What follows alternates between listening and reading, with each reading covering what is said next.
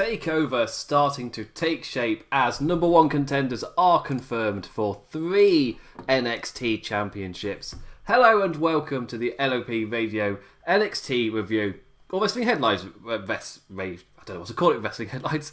My name is Maher, aka Imp, and we are live here on YouTube and also in podcast form. Links in the description or head over to wrestlingheadlines.net. And I'm really happy I got through the intro because there's a moustache hair sticking into my upper lip. It makes for amazing.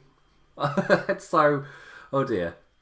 It makes for an amazing start to this show. I was just sitting there going, oh my god, this is so uncomfortable.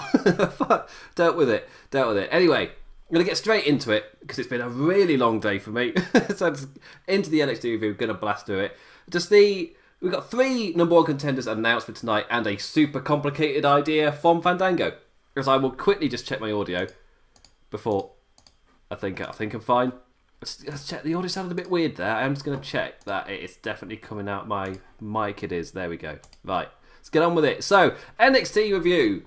So tonight we had 2 big matches to determine the number one contender. We had one tag idea from Fandango, which we saw part 1 of tonight. And NXT TakeOver will be taking place next weekend. I can't remember if it's Saturday or Sunday. I'm in G1 mode. I'm currently covering the G1 with Sir Sam. The column's due to go up tomorrow. I'm knackered myself finishing that and getting the Photoshop done it. I've done the Photoshop for that. So, well done to me. Hooray, I finally got it done. Knackering day today. Anyway, that aside. So, the first one was the Battle Royal to determine the number one contender for Io Shirai's NXT Women's Championship. Just jump right into it. Start with that one.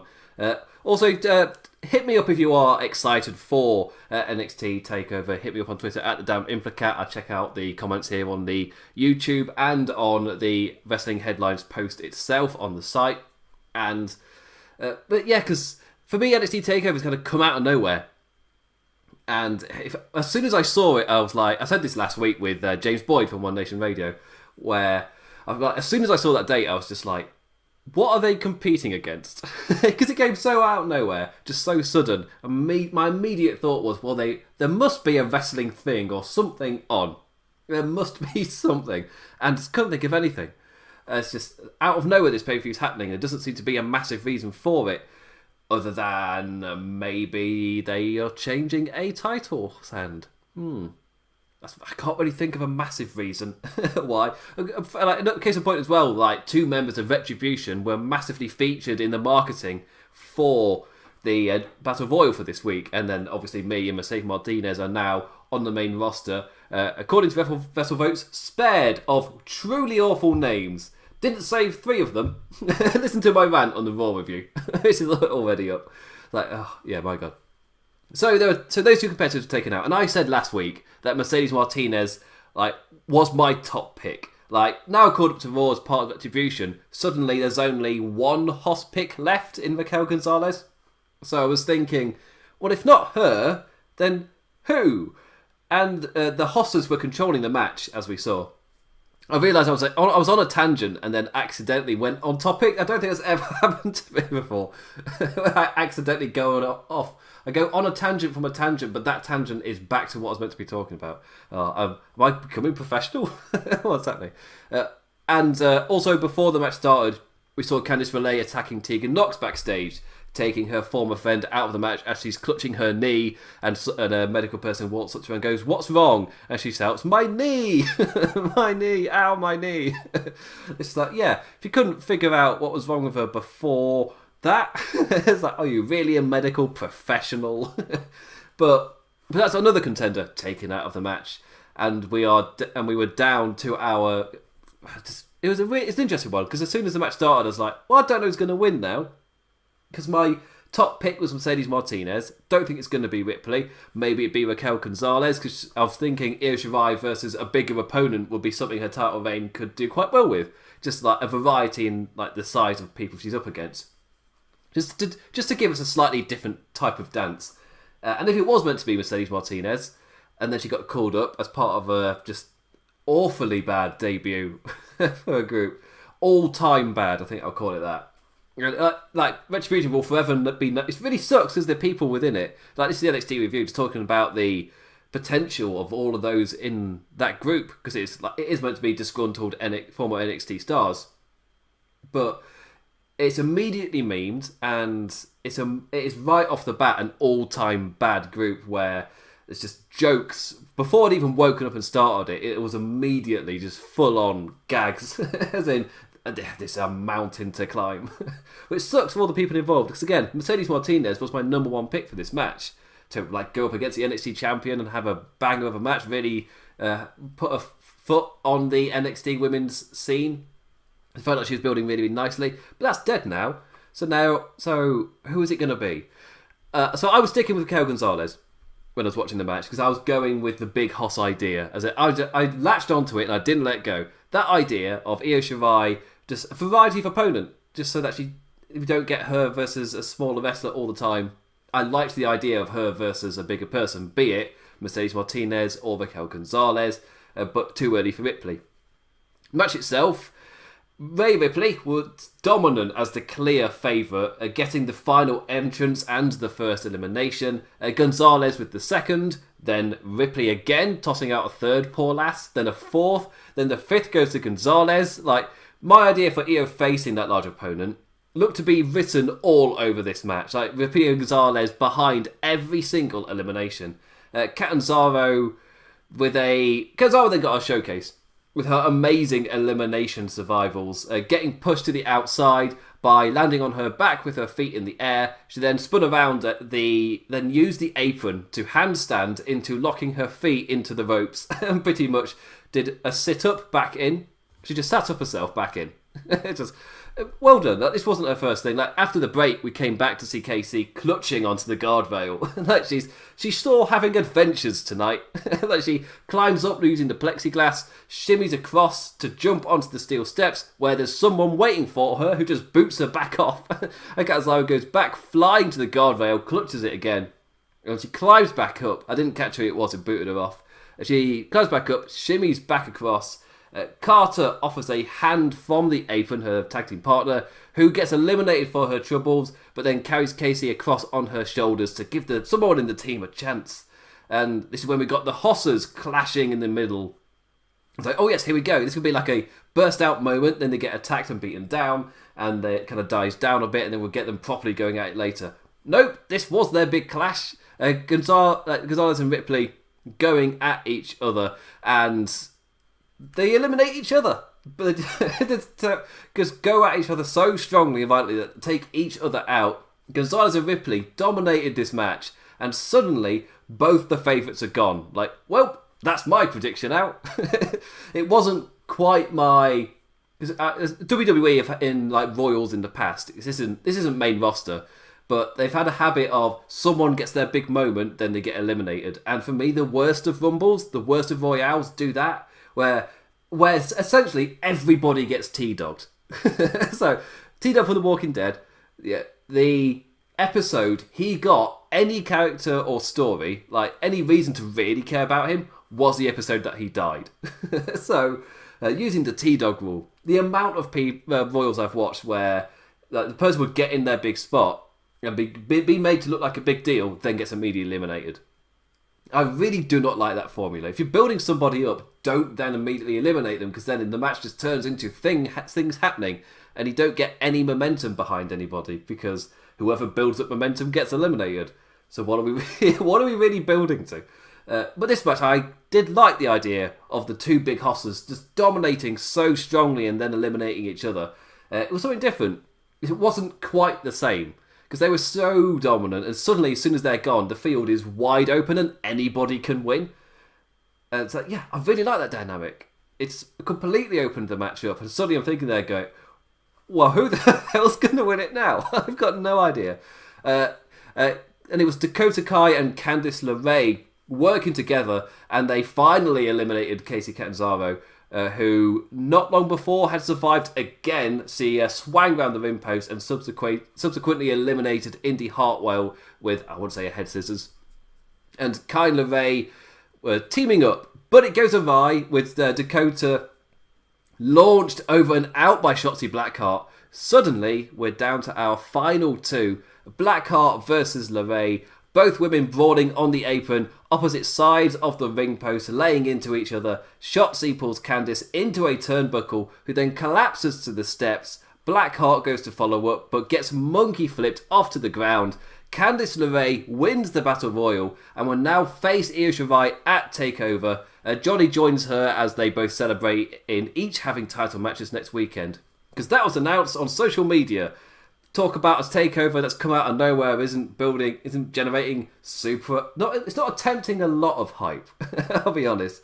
Like, North American Championship match announced on Twitter, and now, like, with 1 week out, we get the other two biggest matches on the card. It's like, why is this show happening? It's like, the only thing I can think of is it's like Payback. Payback existed 1 week after SummerSlam, purely so they could get the title on Roman Reigns. That was the only reason for that show existing, and I think Jekyll described it as, like, this Tuesday in Texas. I think that's what it was called. But when that show existed for just the main event. It existed for one reason. So I'm thinking with this TakeOver, is it something similar? Does this show purely exist because they want to do a title change? Or they want something to happen, or there's a character that's being hyped up to debut at the show, a former NXT champion, a former two-time NXT champion, which really limits the field. If you're talking about, like, probably my top pick might be Samoa Joe, because it's not Shinsuke Nakamura. I don't know if it'll be Sami Zayn, Samoa Joe. There were reports of Samoa Joe possibly being unhappy. Don't know if they were ever confirmed, but this adds credence to it. If it's a former two-time NXT champion, not a lot of those about. Is it Samoa Joe? Who knows? My overall point being that this takeover's come out of nowhere. So I'm looking at the card thinking, why does this show exist? And my biggest thought is something has been decided, something is set to happen, and they've made this show exist so that can happen. Whatever it is. So, I guess wild prediction. Those I can't say it, vignettes. I call them VTRs. It's a Japanese thing. So those vignettes are for Samoa Joe, and Kyle O'Reilly does win, for spoilers for later, and that's the big thing that happens is Finn Balor goes back to the main roster after this year on NXT, because we're coming up to it. I think October 8th. Was it the first week of October that everything kick-started with the Wednesday night stuff? Or was that the second week of October? I can't remember. They're building it up on AEW. But I've not watched AEW this week. So it's all New Japan at the front of my mind. I can't remember AEW. So when would I have watched AEW today? Straight from the G1 into NXT. I've had no time.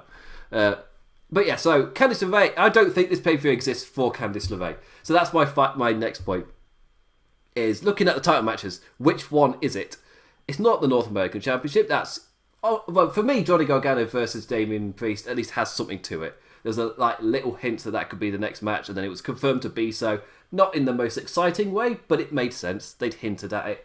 Then, with the women's match here, it's going to be a decent match. I don't think this was Plan A, but it's decent. You're gonna get a good match out of these two, and at least it is a match we've seen I can't remember when their singles, was it a year ago? Maybe over a year ago? Where Candice LeRae faced Io Shirai on a TakeOver in a normal singles match with nothing on the line. And now they're doing it for the championship in a big match, having climbed the card. I like it when that happens. Where you have them clash earlier in their NXT careers or wrestling careers. And then later on, like Keith Lee as Dijakovic as well. Was that true? They were wrestling on NXT television, so it's not quite the same. But it's elevated. A lot of things have changed. It's an interesting dynamic. Personally, wouldn't be surprised if it was meant to be Mercedes Martinez. Suddenly she's not there because she was being built up incredibly well. And then suddenly she's not there, so now what do? You at least put on a match which would kind of make sense. And then, and you know it's going to be good because you know they've got awesome chemistry. So to give us a really good match. So, yeah. Will she win? No, Candice LeRae isn't winning. But the match is likely to be very, very good. And we've seen them with a incredibly strong, middle of the card affair, but them in essentially what is a main event, really getting to show it, giving them 15-20 minutes. I'm excited. I'm really looking forward to what they do there. a really, really good match. And I've been digging the Candice LeRae evil pixie character. I don't know if I'm one of the few, but I like the Gargano household stuff. For me, it's just quirky enough where it's not OTT, and it's one of the things where if you look at it as every line they're saying is directly to camera, it's all fake. But like they know everything they say, even though it may look like they're being family things, they're doing it all directly to us through our television sets in a way. Yeah. WWE does that sometimes, like the invisible camera. Does it exist or not? And I feel like this is like a step up of it. Definitely, like those two characters know.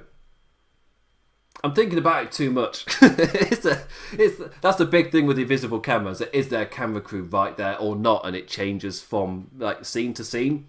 Like whether it's convenient for the bit or not. Like whether the camera crew is invisible or not. And that's one of the things I've liked about AEW is if there's a camera there, they're either directly addressing it or at least give like a nod or a look or something to let you know that they are aware the camera's there. There's never an instance where the camera is totally invisible. Like the people there always know that the camera exists in that world. I like that. And that's again, you get if you don't know that, then you get what I just talked about here, where I confused myself with nothing. But talking about Gargano, after that match, we got an interview with Damien Priest, who was asked on his reaction by Sarah Schreiber, who's there for some reason. Wait, am I getting my blondes confused? The interviewers in WWE aren't characters; they aren't really anybody. So it is easy to get confused with who is who. Because they have the same character. Their character is the writer who writes the lines for the question. That's it. But Damien Priest, the North American champion, is asked on his reaction to facing Gargano at TakeOver. He says it's huge getting to face Johnny Gargano, but as long as he's champion, the title will continue to slide through his fingers, and tonight is going to continue Austin Theory's bad luck when he beats him. He said it more eloquently than that, but that'll do for now. Fandango Holmes. I'm going to go through in order. I was going to talk about the different things. Actually, no, this leads to the tag team title match. Actually, I will do that. I'll address the tag team titles now. Then I'll jump to the North American proper, and then the men's main event, and I'll just fill in what I've missed. But the tag team title scene. So Fandango Holmes, he was backstage with his board, making notes on it, figuring something out, and he's helping out the other tag competitors. Regal arrives to put a stop to the ridiculousness, but like a good boss, he hears Fandango out. Dango's idea is to take one lad from each of the four teams to make two unique tags. Whoever wins this tag match tonight will face each other next week in a number one Contenders match. And William Regal, after initially telling him to stop the British accent. Well, I like the idea where William Regal says, I thought we said to stop with the British accents. And it's just the fact that means he's been doing it before. As in, earlier in the days, we'd just been doing the British accent. It's about, and William Regal's gone, no. That means there's precedent to him doing it in this little world. But they play that off as a bit of a Fandango cooked up crazy idea, which is just a little bit weird. But William Regal's going ahead with it anyway. They play that off like that on commentary as well. But when the match came about, obviously it's perfectly understandable. The winners face each other in the NXT Tag Team Championship number one Contender match. It's not that difficult a concept, but the teams were Undisputed Era's Roderick Strong, Birch and Lorcan's Birch, Eichner from Imperium, and Raul Mendoza of Legado de Fantasma, forgot the name for a second. A tad of a different approach to determining a next challenger, a decently fun tag with quick bursts of energy. Roddy Strong held his own against the odds. With Birch knocked to the ringside, he found himself having to fight off both Eichner and Mendoza, both who fared well, but they never really gelled together as a team fully. In the end, that wasn't an issue for the other team, however, with Strong fighting back and wearing them down. When he was becoming fatigued, Birch tagged in, dropped his opponent down with a corner drape DDT, like a reverse Tower of London. I mean, it's just corner drape DDT. Strong doing all the hard work. Danny tagging in and finishing off the job. The Era Man obviously didn't take well to that, knocking away the handshake before pissing off up the ramp. But we got a match set up for next week. Decently fun. honestly, this was one of the matches I cared the least about whilst watching the show. But it was fine. But that sets up the tag scene. So we can get through that. Let's jump all the way to the Austin Theory versus Damien Priest match, because that's about the North American Championship, which I'm a lot more interested in than the tag scene. So in his match, Damien Priest was facing Austin Theory, the confident champion versus the cocky prick. Priest essentially showing off like a crossbody from on high before locking in a wrist lock, as you do. These moments of showmanship allowed Theory in, whose own ego landed him in ringside danger in the form of a razor's edge onto the apron. Oof. Back in the ring for the reckoning for the win. Austin had his moments, but once again gets caught after chatting crap. After the match, Priest poses with his title, the lights go down, and he does a massive pose, continuing with just oozing confidence. Like, I look at this character and go, they've put together a character which surely Vince will absolutely love and drool all over were he to get called up.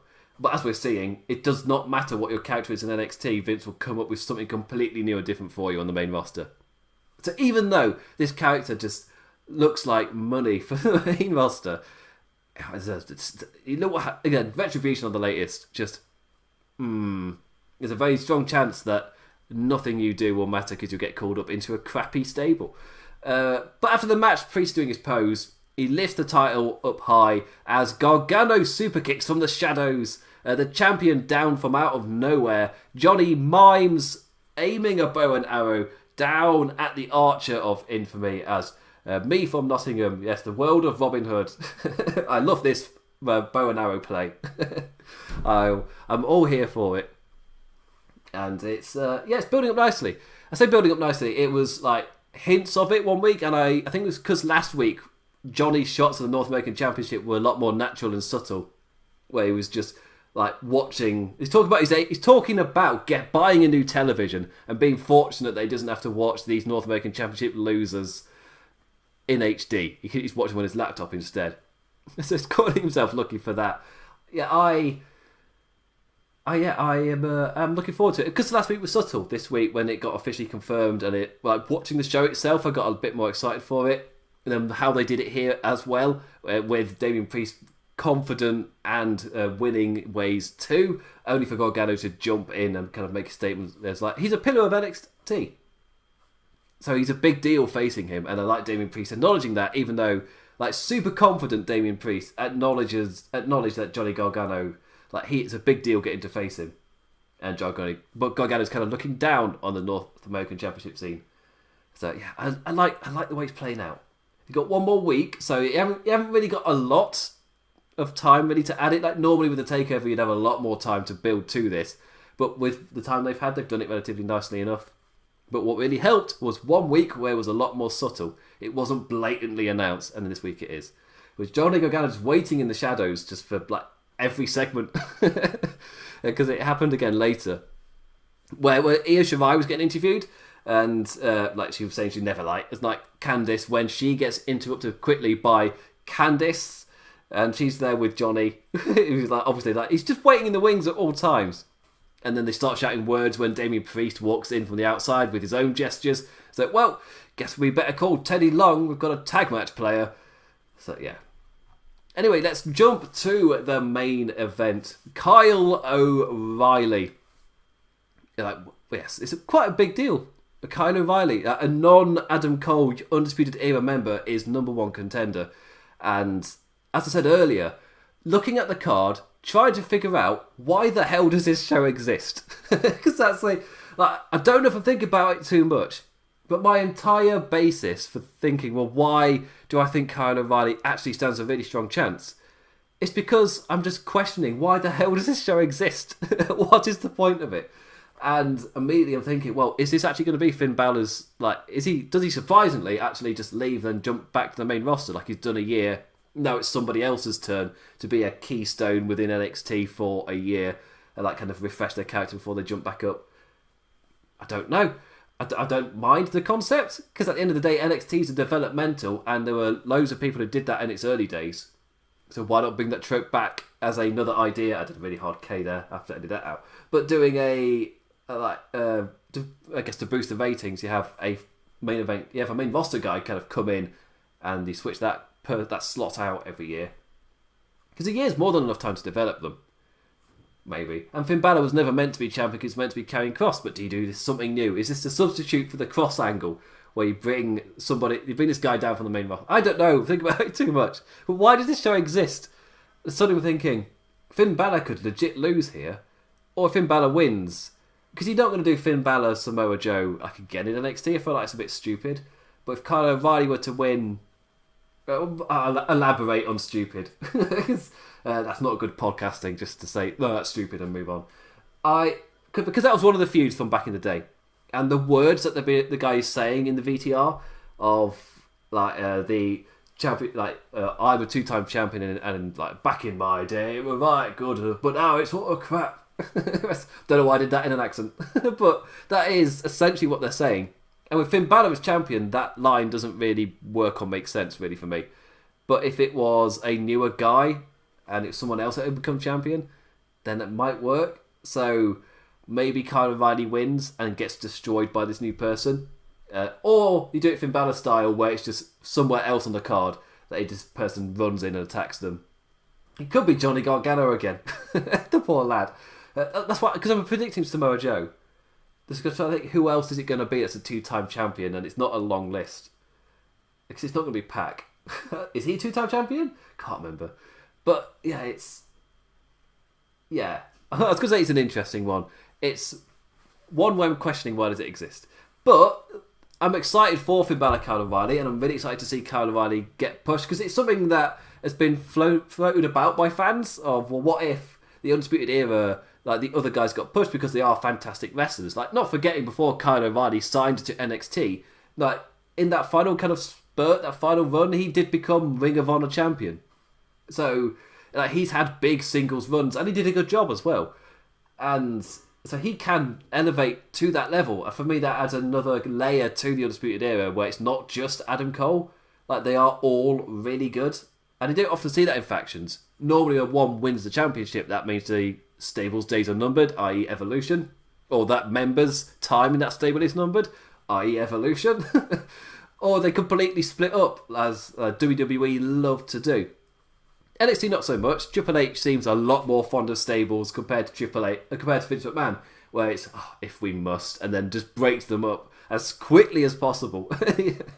But the idea for me of Kyle O'Reilly winning is pure. Like, in truth, when I look at it, I look at the momentum of both guys, I'm just thinking, why Kyle O'Reilly's not winning? But then why the hell does this show exist? If I say none of the challenges are winning, why does this show exist? Why does TakeOver happen? And it's surely either the debuting guy is meant to be a really big deal, and that's why the show exists, or you're taking the title off of Finn Balor, and this show was created after the Karrion Kross kind of debacle, and was like, well, what do we do now?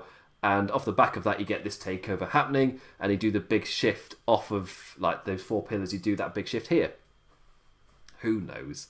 Anyway, I'll go through the match as it was the Gauntlet Eliminator to decide the number one contender for the NXT Championship. Kyle O'Reilly versus Kushida versus Bronson Reed versus Timothy Thatcher versus Cameron Grimes. I'll get to him when I get to him. Two men in the ring for the Gauntlet Eliminator rules, just quickly. Two men in the ring every 4 minutes. A new lad... I don't have to do the fingers every time. Every 4 minutes, a new lad comes down. Eliminations via pinfall or submission. Last man remaining becomes number one contender for Finn Balor's NXT Championship next week at TakeOver. And Kyle O'Reilly and Kushida started us off with no entrances. Just get on with it. We've overran something somewhere. 4 minutes of technical loveliness. I've whittled that down quite a bit. The Japanese star wearing down the arm, creating a tasty weak point for later. The two lads forearming each other in the face as the seconds count down. And Bronson Reed's music hits, both realising, crap, that's a big lad there. Having to work together to take Reed down, but both focused on working each other as soon as he was. Allowing the Aussie back in, rinse and repeat to the next entrant.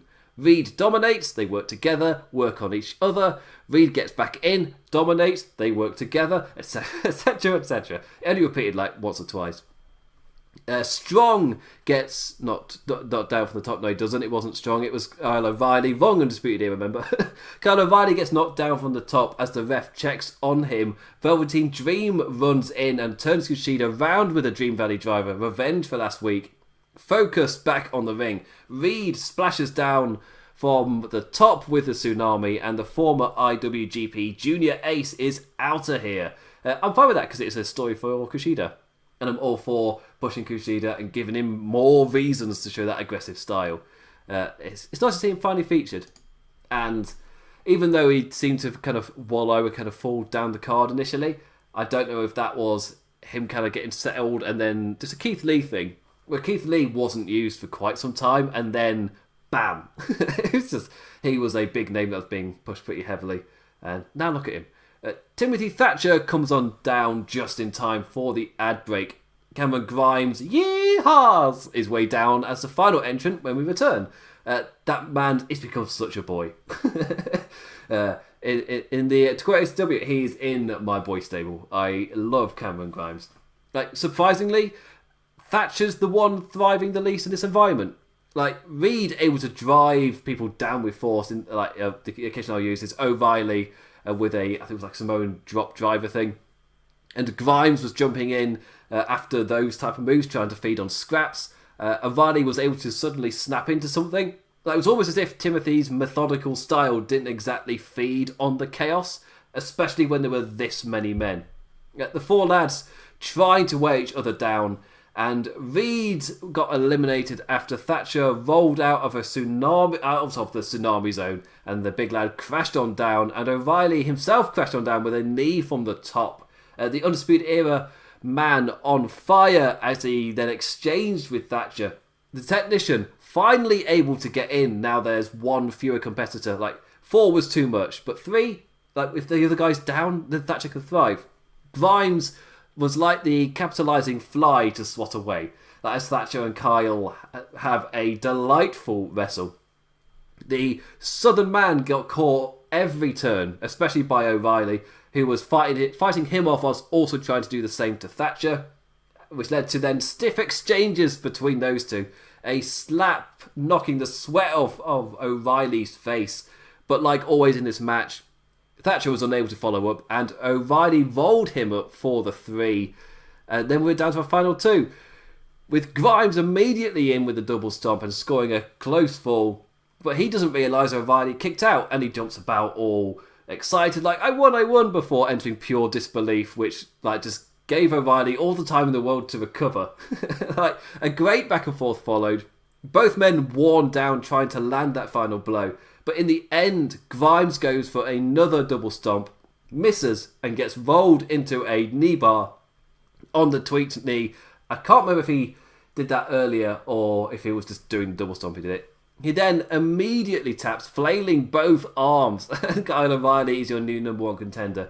Like, Cameron Grimes just immediately just like, tap, tap. It wasn't like a tap, tap, tap. It's like, oh my God. Oh my God. So I just like just the level of it, just immediately going crazy. And Kyle O'Reilly's number 1 contender. Adam Cole and I think it was Roderick Strong celebrate with him in the ring. No Bobby Fish. Is that an indicator of something? Before Balor walks out and stares down the ramp to go off air with a little smile. I thought that was a decent way to wrap that up. It was it was a fun match. It was a fun main event, and it led to me a match which I am now interested in seeing in Finn Balor, Kyle O'Reilly. And I don't know if I'm treating it as a, like, should I be putting my bucket behind? What am I going to put it behind? That's not a saying. I've made that up. Put my bucket behind O'Reilly. What does that even? Why? What does that even mean? I'm gonna go to bed and try and figure out what that means. Don't put your bucket behind the person you think's gonna win. Well, I don't even know what I'd be saying for. Point being, I'm not expecting, but I'm thinking in my head, Kyle O'Reilly could legit win. Purely because, like, why on earth does this show exist? Is it to then move the title off of Balor? Is it to debut this new person? Is it something else entirely? Or does it just exist just because they thought, why not try monthly pay-per-views? Try monthly takeovers. Because this takeover doesn't have a subtitle. It's just NXT TakeOver. So unless they've come up with the idea of like B pay-per-views, so in between your takeovers with official names, they can do just flat out NXT TakeOver, just in between every single month. Maybe. I'm scratching at things. Just I really don't know. It surely exists for a reason. Yeah. Anyway, I'm going to now go through the card. I'll take a quick sip of water. Oh, gulp. It's nice of me to spill half of it. That was good of me. Anyway, I'm going to quickly go through the matches that I've not talked about. I think it's only 2, so this is going to be really quick, just to make sure I've covered everything that was on the show. Because those championships were the main thing I really wanted to talk about, and I've pretty much addressed all of my notes on those. So quickly, Tomaso Champa versus Jake Atlas. Atlas stepping up against one of the pillars of NXT. A brawl of a match from the start, with Atlas direct with his action, taking things to ringside and attempting to drive Champa into the metal frame, attempting to exact revenge. But such anger can be easy to counter when you're the level of Tomaso. Atlas held his own back in the ring, like surprisingly scoring a lot of offense. Like he even almost had his opponent's number. But for Champa, all it took was one counter and a Widow's Peak draped DDT. Only covered for the one, however. Champa instead taking time to berate Atlas before lifting him up for a modified fairy tale ending, this time scoring the 3. Like Jake Atlas got in a lot of offense, but once Champa hit like 2 moves in a row, he was done. And he knew it, and he then just sent a message by hitting that fairy tale ending. I think he said he lifted him and then kind of twisted him in the air. So yeah. After that, that's not really, it was a little build for heel Tomaso Ciampa, and it gave Jake Atlas a little bit of a spotlight before he then got destroyed. But Jake Atlas is a name for the future that they're doing relatively well to kind of build. Yeah. After that, speaking of building people, after this, got Ridge Holland. He's from Yorkshire. He's got a promo package because he's wrestling tonight. Yeah. We also got a promo package for Swerve versus Escobar, continuing to build that Cruiserweight Championship feud. And then we went straight into Ridge Holland versus, didn't catch the name, so I've written Jobby McJobface. Holland suplexes the poor lad before going brutal with headbutts in the corner, ending things quick with the Northern Grit, driving the lad down from on high. It looked a lot like, I was going to say Michinoku Driver, but it seemed that it was a lot more slam-like. Less of a driver, more of a slam. Surely it's got a proper name. I just cannot think of it, so I called it what they called it. And that was everything. It really wasn't much else on the show. As again, it was a lot of building up number 1 contenders and deciding matches for TakeOver, because it's come out of nowhere and it's happening pretty soon. So they're going to continue just to build to that. The only match we got announced for next week, 'cause normally they announce a couple or a few, but it was just one this time. And I'm assuming we'll get the tag match in the North American Championship scene and the Women's Championship scene. I'm assuming we'll get those two together in something next week. But what's properly been announced is, following an interaction in the Battle Royal, Shotzi Blackheart will face Dakota Kai. That's it. And of course, we'll get other things building to take over. It's a go-ho show next week, and we've just had the card confirmed. Feels really weird for NXT to blast through it that quickly. So again, like my parting words, really, like to sum up what I'm feeling after this show. My parting words is NXT TakeOver. Why does it exist? Like, just why? What does it done? What's it going to do? Sorry, does like make its existence have a meaning? And why has it come out of nowhere? And my immediate jump is because they've made a booking decision, and they're paybacking it. So the reason for this show existing will happen on the show. Whatever it be Finn Balor losing to Kyle O'Reilly, whether it be the debuting guy making a name for himself, maybe it could be Candice LeRae winning. I doubt it, but it could be that. I doubt it'll be any of the other matches that don't exactly jump out to me. But yeah, I'm relatively excited for NXT. It'll still be a good show. The wrestling will still be top notch. It's just like, why does it exist? I don't really know why it exists, and I could get excited for it more than that, but because NXT normally does a really good job of getting me really amped whilst I'm main rostering this, where I was like, yeah, I'm going, yeah, even though there's not much of a build or the story's not amazing, at least the wrestling will be great. So, that's what I say for the main roster. That's what I say for them. when the story and the build's not been very good or been extremely lacking, and then you look at the people in the match itself and you're like, well, at least the match will be good. As long as the booking doesn't get in the way, the match will be good. At least with NXT, I don't have that worry. I don't look at it and think, oh, maybe they're... As long as they don't muck it up, it'll be great. It's like, no, I'm expecting the show to be great. Most takeovers are really top-notch, and then like the booking decisions normally fit with that as well. Just that building longer term really, really helps, and you really get invested in the characters. But why does this takeover exist?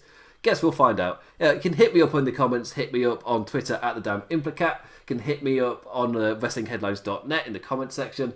My column with Sir Sam on the New Japan Pro Wrestling G1 Climax Week 1 will be up tomorrow. It might even be up before I wake up, because Sir Sam will be posting it, and he operates on Australian time. So whenever he gets done on that, I will be back on. There will not be an aftershock for NXT TakeOver. That's next week though, so it doesn't matter. I get a weekend off aside from New Japan. Yes, I'll be back on Tuesday then. Oh, it's nice to have a gap after that. The back to back of, I think it was like TakeOver, SummerSlam, Payback, All Out. It's just like, I got so used to staying up super duper late. It can't tell by the accent, I am being English and I operate on English time. And yeah, staying up back to back weekends. And normally it takes me a week to recover. I didn't get that for a month. So it felt really weird not to do something last weekend. And also the weekend before New Japan started. Bloody Clash of Champions, that's what I'm like. I knew there was bloody something. Oh, that's not good. Monday Night Raw was so bad, and it de-hyped me for Clash of Champions so much that I legitimately forgot it existed. Hopefully SmackDown does a better job than that. I don't have a G1 Climax to wake up for on Saturday, so could watch SmackDown to at least... so I at least know what I'm talking about. Yeah, so I will be live after the pay-per-view on Sunday, after Clash of Champions, with Aftershock, and hopefully it's half decent. I don't know. I'm so unhyped for it following Raw. I'll wait till after SmackDown till I actually have my final feelings before the show. Because SmackDown's got a lot of work to do. There's a lot more positivity around SmackDown, so hopefully they leave a bit of a better taste than what Monday Night Raw did. Not going to be difficult. It was an all-time bad Raw on top of the Retribution thing.